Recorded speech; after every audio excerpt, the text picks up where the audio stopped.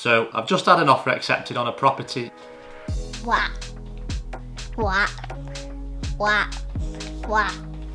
So I've just had an offer accepted on a property in 2021. Hallelujah.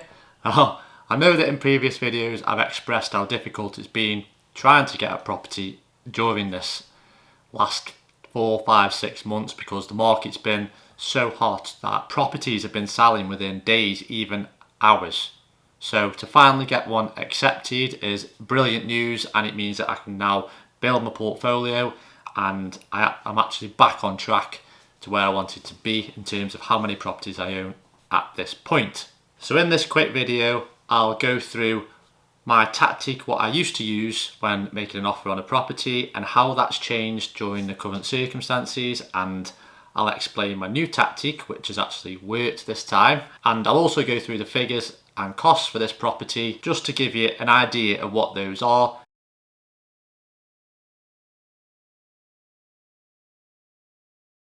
So over the past few months I've been trying to buy another property, but every time I phoned up or inquired about one, it had either been sold straight away or there was that many viewings and that many offers that I just couldn't compete.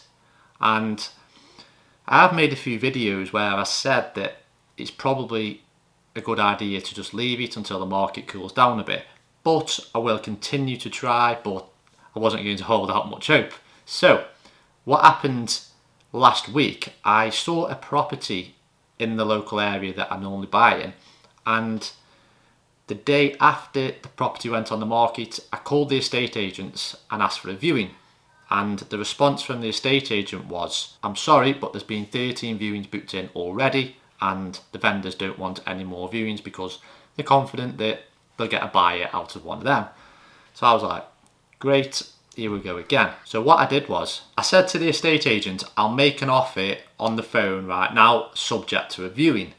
They couldn't really refuse this because I was making an offer on the property. So the property was up for £92,000 and I made an offer there and then for £95,000. Then the estate agent rang me back about 10 minutes later and said, the vendor's happy to give you a viewing at 10:30 on Saturday morning.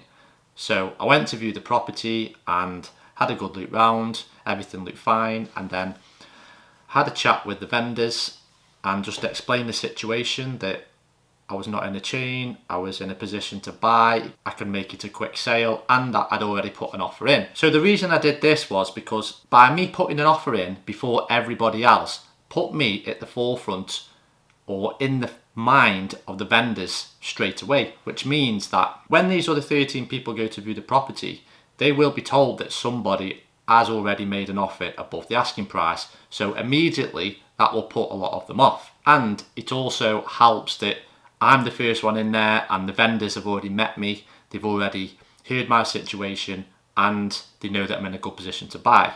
So what happened was, the day after I made the offer, I called the estate agent again to see how things were progressing, and they did tell me that one other buyer had made an offer slightly higher than mine. They then went on to say that this buyer had offered £96,000, but they weren't in a great position, and if I was to make an offer of £96,000, the vendor would more than likely go with mine. So I accepted this and offered the £96,000, and the vendor agreed and the offer is accepted. So I think that this tactic of getting in there early and making an offer above the asking price before anybody else does, regardless if it's your highest offer or not, I think this has definitely contributed into actually getting an offer accepted, because previously my tactic was to wait for the property to go on the market, and then if it had been on the market for say a few weeks or a few months, I would then go and make an offer at say 10 or 15% below the market value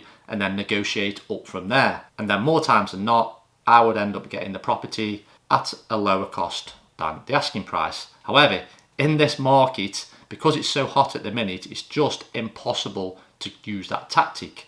So the best way to get an offer accepted on a property at the minute is to get in there first. Just make an offer above the asking price, just so you're in the forefront of their minds, and then go and view the property and then back that up if you wish to do so. So as I said a few minutes ago, the property was on the market for £92,000.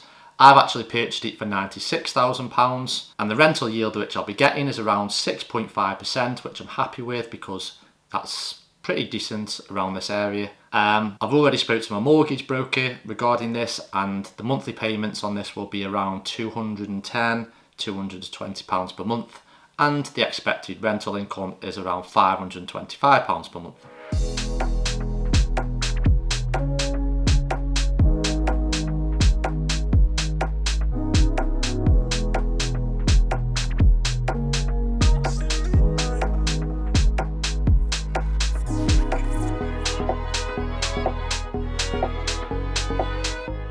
So all in all, I'm really happy that I've managed to get another property this year, because as things were going, I really didn't think it was going to happen.